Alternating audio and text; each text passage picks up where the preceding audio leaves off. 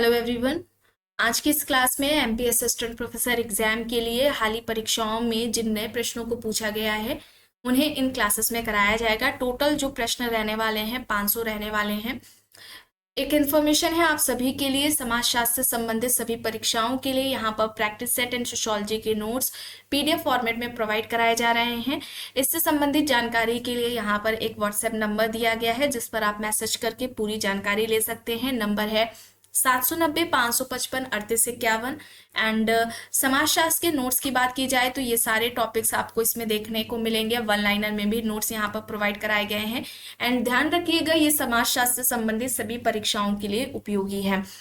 MP assistant professor के sociology practice set के बारे में जितने भी लोग पूछ रहे थे बच्चे, तो ये प्रैक्टिस सेट आ चुका है। इसमें टोटल प्रश्न आपको 1000 मिल जाएंगे। एमपी असिस्टेंट प्रोफेसर का जीएस प्रैक्टिस सेट भी है, इसमें टोटल आपको 15 दिखेंगे प्रैक्टिस सेट।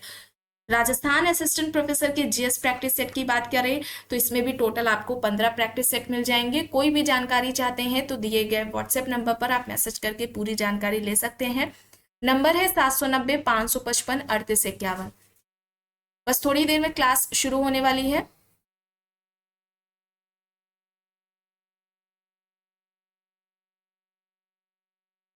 यहां तक हो गया था। चलिए यहां से शुरू करना है। प्रश्न है, पुस्तक से संबंधित है द लोकेशन ऑफ कल्चर। इस पुस्तक के लेखक कौन है?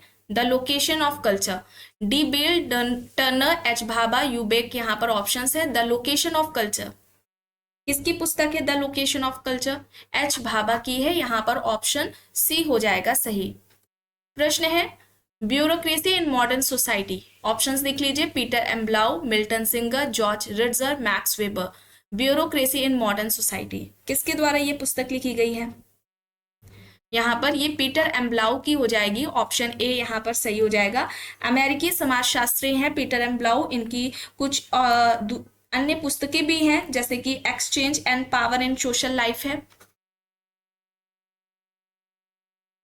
Exchange and power in social life, ये याद रखिएगा। इसके अलावा एक बुक है फॉर्मल ऑर्गेनाइजेशन, फॉर्मल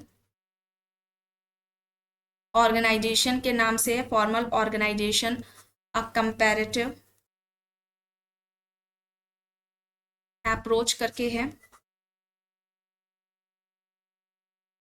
ठीक है, ये हो जाएगी exchange and power in social life, formal organisation a comparative approach हो जाएगी। द अमेरिकन ऑक्यूपेशनल से भी है इनकी बुक। ठीक है, the American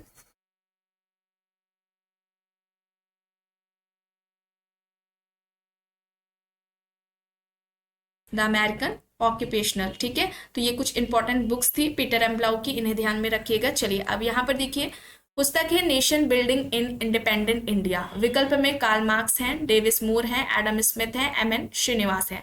nation building in independent India किसके द्वारा लिखी गई है? Nation building in independent India किसकी बुक हो जाएगी? एम.एन. श्रीनिवास की हो जाएगी। ऑप्शन डी यहाँ पर सही हो जाएगा। ठीक है, विकल्प डी यहाँ पर सही है। प्रश्न है, निम्नलिखित में से किसने प्रजनन शक्ति के निर्धारकों की विस्तृत व्याख्या की है? ऑप्शंस में है Karl Marx, Kingsley Davis and Judith Blake, double day, Peter Berger. प्रजनन शक्ति के निर्धारकों की विस्तृत व्याख्या इनमें से किसके द्वारा की गई है? Kingsley Davis and Judith black के द्वारा की गई है। विकल्प बी यहाँ पर सही हो जाएगा। ठीक है, ऑप्शन बी यहाँ पर सही है। आलोचनात्मक व अधिनियमित संस्थाओं के बारे में किसने चर्चा की? Parsons, Durkheim, Homans, Sumner. यहाँ पर ऑप्शंस हैं। आलोचनात्मक व अधिनियमित संस्थाओं के बारे में किसने बात की है? समनर ने बात की है। और संस्थाओं के विकास की या संस्थाओं के उद्भव की जो अवधारणा है ये समनर के द्वारा ही दी गई है। फोकविस इनकी पुस्तक है। चलिए आगे देखते हैं। प्रश्न है, मौखिक इतिहास विधि के माध्यम से हम किसका संकलन करते हैं? विकल्प में है मानव घटनाओं के आंकड़े, जीवित लोगों के संस्मरण, इतिहासकारों के संस्मरण, मानव शरीर के आंकड़े। मौखिक इतिहास विधि के माध्यम से हम किसका संकलन करते हैं? सही यहां पर होगा जीवित लोगों के संस्मरण। ठीक है, जीवित लोगों के संस्मरण होगा। विकल्प बी यहां पर सही हो जाएगा। किसने सुझाव दिया कि समुदाय वर्ग का समानार्थी है? ऑप्शंस में है सिमेल, लोई, मैकेवर, टर्नर। समुदाय वर्ग का समानार्थी है, या किसका कहना है? यहाँ पर सही होगा लुई। समुदाय के अगर हम लक्षणों की विशेषताओं की बात करें तो निश्चित भूभाग होता है, ठीक है, आत्मनिर्भरता की भावना पाई जाती है, अनिवार्य सदस्यता होती है, स्वतः विकास होता है, ठीक है, इसके समान जीवन शैली होती है, समान उद्देश्य होते हैं। विशेषताओं लक्षणों से संबंधित भी प्रश्न पूछ लिया जाता है। अब देखिए यहाँ पर प्रश्न है, किस वर्ष महिला सशक्तिकरण वर्ष घोषित किया गया था? किस वर्ष को महिला सशक्तिकरण वर्ष घोषित किया गया, या महिला सशक्तिकरण वर्ष कब घोषित किया गया? 1999 है यहाँ पर, देखिए 1999, 2001 है, 2005 है, 1998 है। महिला सशक्तिकरण वर्ष कब आता है? 2001 को, ठीक है, 2001 में आता है। ऑप्शन बी यहाँ पर सही हो जाएगा। प्रश्न है, वह सिद्धांत जो जनसंख्या में वृद्धि को विकास के चरणों से जोड़ता है उसे इनमें से किस रूप में जाना जाता है? कौन सा सिद्धांत होगा? देखिए धन का प्रवाह सिद्धांत दिया गया है, माल्थस का सिद्धांत है, जनसंख्या संक्रमण का सिद्धांत है, और सामाजिक कोशिका का सिद्धांत है। तो इनमें से कौन सा सिद्धांत है जिसे जनसंख्या में वृद्धि के विकास के चरणों की जो बात करता हो? कौन सा सिद्धांत है जो जनसंख्या में वृद्धि को विकास के चरणों से जोड़ता है? यहाँ पर सही विकल्प होगा जनसंख्या संक्रमण का, और जनसंख्या संक्रमण का जो सिद्धांत है ये नोटेस्टीन के द्वारा दिया गया है। नोटेस्टीन ने जनसंख्या संक्रमण का सिद्धांत दिया है। विकल्प सी यहाँ पर सही होगा। प्रश्न है, किसने कहा है कि वैश्वीकरण में आधुनिकता और उत्तर आधुनिकता दोनों सम्मिलित है?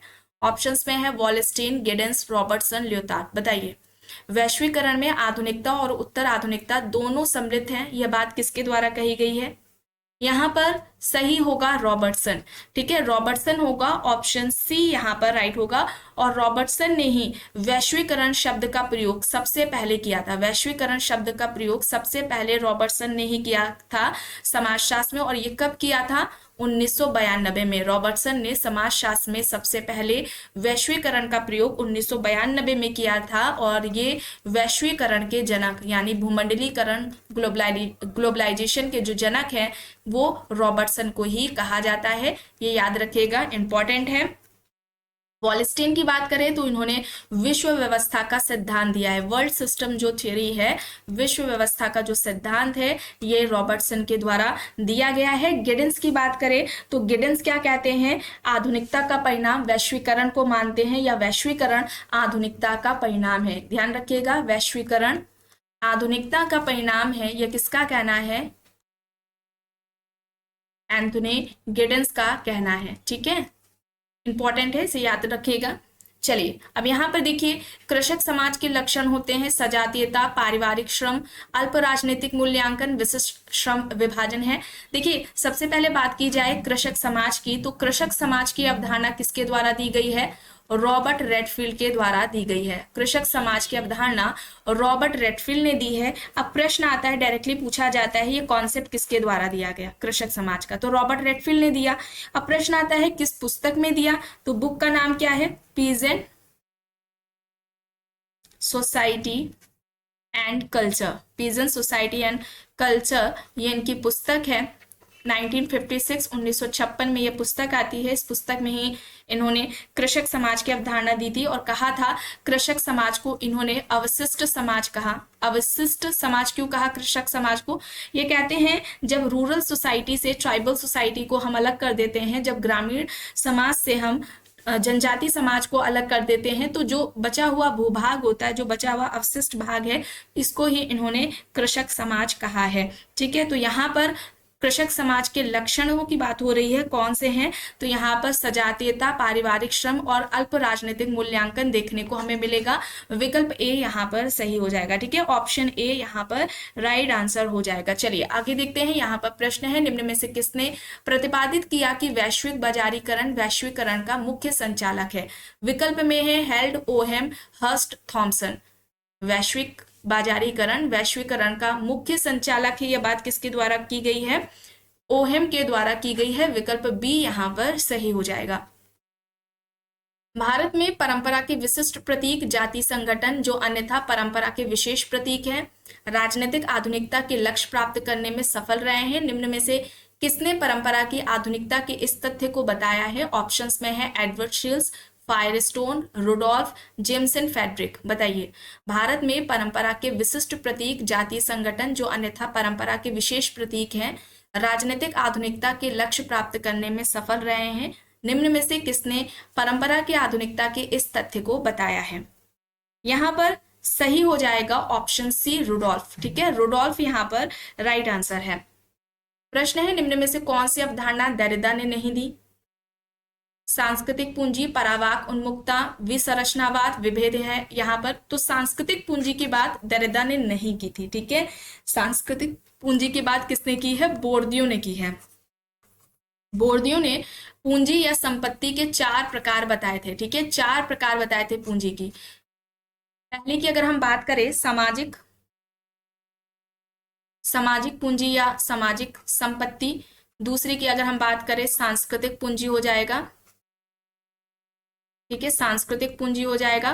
तीसरा यहाँ पर इनका क्या हो जाएगा? प्रतीकात्मक। ठीक है, प्रतीकात्मक पूंजी हो जाएगा। और आर्थिक पूंजी की भी बात इन्होंने की है। ठीक है, आर्थिक पूंजी। ये 4 इंपॉर्टेंट है, याद रखिएगा। डायरेक्टली भी पूछ लिया जाता है, 1-2 करके भी पूछ लिया जाता है। या किस पूंजी की बात बोर्दियो ने की है, किसकी बात नहीं की है। तो यहाँ पर ऑप्शन ए हो जाएगा सही। अब यहाँ पर देखिए प्रश्न है किसने धर्म और जादू को पवित्र तथा विज्ञान को अपवित्र के रूप में वर्गीकृत किया है? ऑप्शंस में है मॉर्गन, मैलिनोवस्की, रेडक्लिफ ब्राउन, दुर्खीम।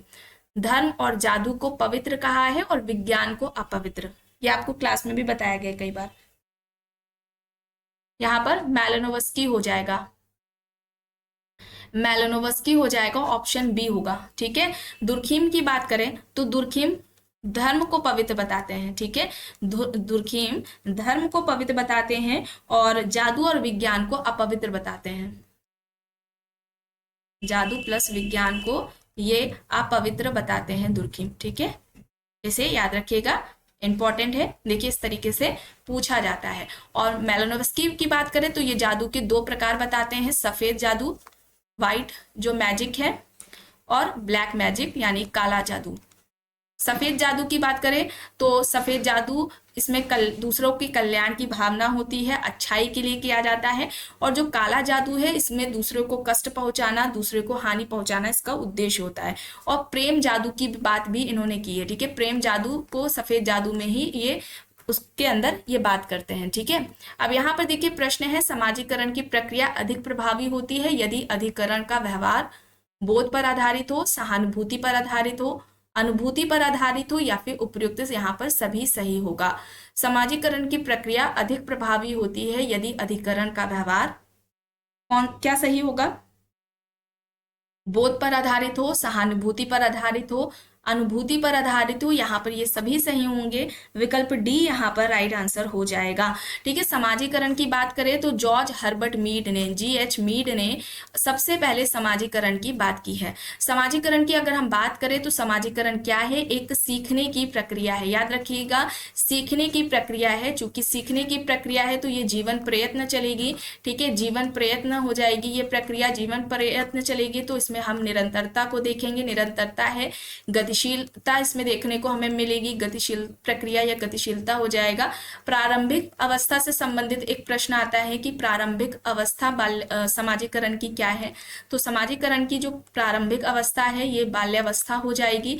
एक महत्वपूर्ण अवस्था से संबंधित प्रश्न पूछा जाता है कि समाजीकरण की महत्वपूर्ण अवस्था क्या है? तो ध्यान रखिएगा, समाजीकरण की जो महत्वपूर्ण अवस्था है ये बाल्यावस्था से किशोरावस्था बताई गई है। ठीक है, बाल्यावस्था से किशोरावस्था बताई गई है। ठीक है, बाल्यावस्था से किशोरावस्था। तो इतनी बातें आपको ध्यान में रखनी है। ये विशेषताओं से जुड़ी हुई जो बातें बताई गई हैं इन सभी से प्रश्न इस तरीके से पूछा जाता है।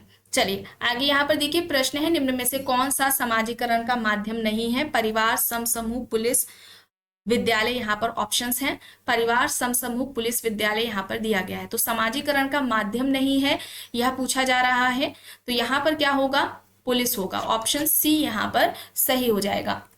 प्रश्न है सामाजिक परिवर्तन के निम्न सामाजिक विचारकों में से कौन सा अलग है? Julian Steward, August Comte, Karl Marx, Saint Simon यहाँ पर विकल्प है। अलग पूछा जा रहा है, इनमें से कौन भिन्न है? तो यहाँ पर जूलियन स्टीवर्ट हो जाएंगे। परिवर्तन का कौन सा प्रतिरूप या सुझाव देता है कि परिवर्तन संघर्ष और समाधान के माध्यम से होता है?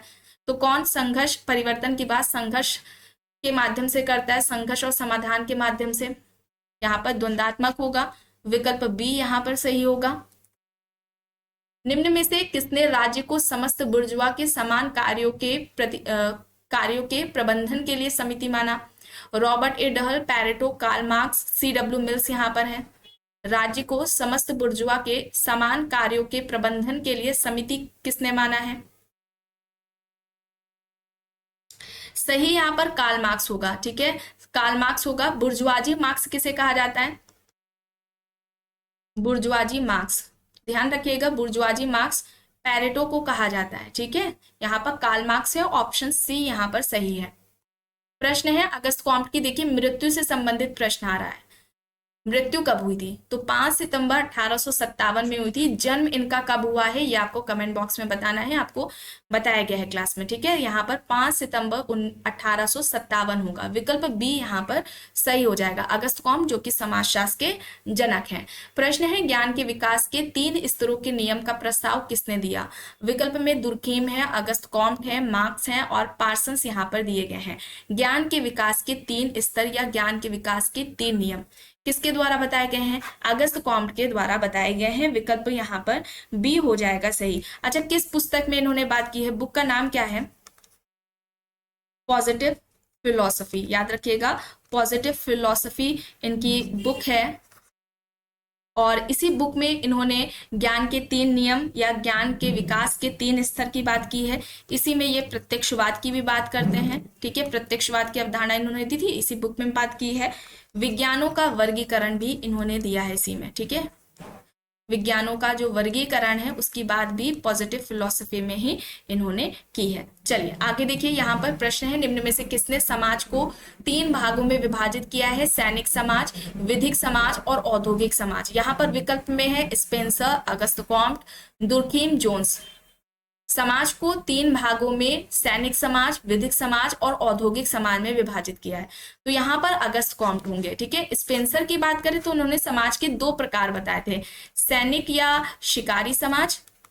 अब यहाँ पर कंफ्यूज हो जाते हैं बच्चे, पूछते भी हैं कमेंट बॉक्स में। यहाँ पर सैनिक और शिकारी समाज हो जाएगा और यहाँ पर औद्योगिक समाज होगा। स्पेंसर ने 2 बताए हैं। ठीक है, यहाँ पर 3 है, कानूनी है ना, यहाँ पर विधिक कानूनी समाज की बात की गई, तो ये अगस्त कॉम्ट का हो जाएगा। चलिए यहाँ पर देखिए, प्रश्न है सामाजिक उद्विकास की अवस्थाओं का विश्लेषण सरल यौगिक, 2 गुणी यौगिक और 3 गुणी यौगिक के रूप में किसने किया? मॉर्गन, स्पेंसर, दुर्खीम, लिपसेट यहाँ पर विकल्प है। यहाँ पर सही हो जाएगा स्पेंसर। ठीक है, स्पेंसर होगा, हर्बर्ट स्पेंसर, विकल्प बी यहाँ पर हो जाएगा सही। सामाजिक उद्विकास का सिद्धांत दिया था इन्होंने। अच्छा, उद्विकास का पूछा जाता है। ठीक है, उद्विकास का सिद्धांत पूछ लिया जाए, उद्विकास का सिद्धांत किसने दिया है? तो वहां पर डार्विन का नाम आएगा। ठीक है, डार्विन का नाम आएगा। सामाजिक उद्विकास का पूछ लिया जाए, सामाजिक उद्विकास का सिद्धांत, तो सामाजिक उद्विकास का सिद्धांत किसके द्वारा दिया गया है? स्पेंसर के द्वारा दिया गया है। ठीक है, सामाजिक उद्विकासवादी ये जाने जाते हैं इस नाम से। यहाँ पर विकल्प बी हो जाएगा सही। प्रश्न है पार्सन्स ने अपनी किस पुस्तक में सामाजिक संरचना के प्रमुख प्रारूपों का वर्णन किया है? यहाँ पर पुस्तकें देख लीजिए, the division of labour in society है, द सोशल सिस्टम है, the rules of sociological and interaction process है, family socialisation and interaction process यहाँ पर दिया गया है। तो इनमें से किस पुस्तक में पार्सन्स ने सामाजिक संरचना के प्रमुख प्रारूपों की बात की है? यहाँ पर सही होगा द सोशल सिस्टम। अच्छा, द सोशल सिस्टम कब आती है? 1951 में आती है। ठीक है, विकल्प यहाँ पर क्या हो जाएगा? बी सही हो जाएगा। इसके अलावा एक और इनकी इंपॉर्टेंट बुक है, उसे भी याद रखिएगा, कर लीजिए, the structure of social action करके, the structure of social action है, ये आती है 1937 में। ठीक है, चलिए आगे देखते हैं। प्रश्न है आदर्शात्मक नियंत्रण की दृष्टि से पार्सन्स के अनुसार निम्न में से कौन एक क्रम क्रिया व्यवस्था के अंतर्गत उपव्यवस्थाओं का सही क्रम है? अब देखकर बताइए कौन सा होगा।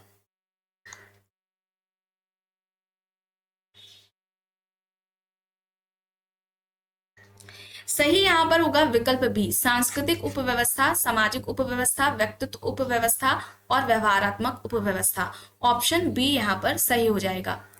प्रश्न है, श्रम विभाजन परस्पर निर्भरता के द्वारा समाज में एकता लाता है, यह सिद्धांत प्रतिपादित किया है। ऑप्शंस में है Karl Marx, Karl Popper, Durkheim Parsons. श्रम विभाजन परस्पर निर्भरता के द्वारा समाज में एकता लाता है, यह सिद्धांत किसके द्वारा दिया गया है? यहाँ पर सही होगा दुर्खेम। ठीक है, दुर्खेम। अगर हम बात करें श्रम विभाजन की कि सबसे पहले श्रम विभाजन की बात किसने की है, तब वहां पर एडम स्मिथ का नाम आएगा। सामाजिक श्रम विभाजन के सिद्धांत की बात की जाए, किसने दिया है सिद्धांत, तो वहां पर दुर्खेम का नाम आएगा। किस बुक में दिया है सामाजिक श्रम विभाजन की बात, किस बुक में की है दुर्खेम ने, तो बुक का नाम है the division of labour in society. ठीक है, अब ये कब आती है, 1893 में बुक आती है। ठीक है, चलिए आगे देखिए। प्रश्न है, निम्न में से किसके अनुसार भारत एक भौगोलिक नाम या प्राकृतिक भूखंड मात्र नहीं है, बल्कि एक ऐसी शरीर धारणी देवी तथा शक्तिमयी माँ है जो सदियों तक अपने पालने में करोड़ों भारतीयों को झुलाती रही है और उनका पालन पोषण करती रही है। विकल्प में महात्मा गांधी हैं, AR देसाई हैं, अरबिंदो है और मनु है। सही यहाँ पर होगा श्री अरबिंदो। ठीक है, श्री अरबिंदो होगा, विकल्प सी यहाँ पर सही हो जाएगा। प्रश्न है, निम्न में से कौन अहमवाद को मानवता का सबसे बड़ा दुश्मन मानते हैं और सुझाव देते हैं मैं के स्थान पर हम शब्द का प्रयोग करना उचित है? यहाँ पर महात्मा गांधी, विवेकानंद, श्री अरबिंदो और भगवान दास दिया गया है। अहमवाद को मानवता का सबसे बड़ा दुश्मन मानते हैं और सुझाव देते हैं कि मैं के स्थान पर हम शब्द का प्रयोग करना उचित है। यहाँ पर विवेकानंद होगा। ठीक है, विवेकानंद होगा, विकल्प बी यहाँ पर सही हो जाएगा। प्रश्न है, the science of social organisation नामक पुस्तक के लेखक कौन है? चार्ल्स कूले, समना, भगवान दास, स्पेंसर यहाँ पर विकल्प है। The science of social organisation किसकी है? भगवान दास की है। ऑप्शन सी यहाँ पर सही हो जाएगा। तो आज की इस क्लास में बस इतना ही। आई होप ये आपको पसंद आई होगी। अगर पसंद आई है तो प्लीज लाइक करिएगा, कमेंट करके जरूर बताइएगा। चैनल पर अगर आप नए हैं तो चैनल को भी जरूर सब्सक्राइब कर लीजिएगा एंड इस वीडियो को जितना हो सके ज्यादा से ज्यादा लोगों के साथ शेयर भी जरूर करिएगा।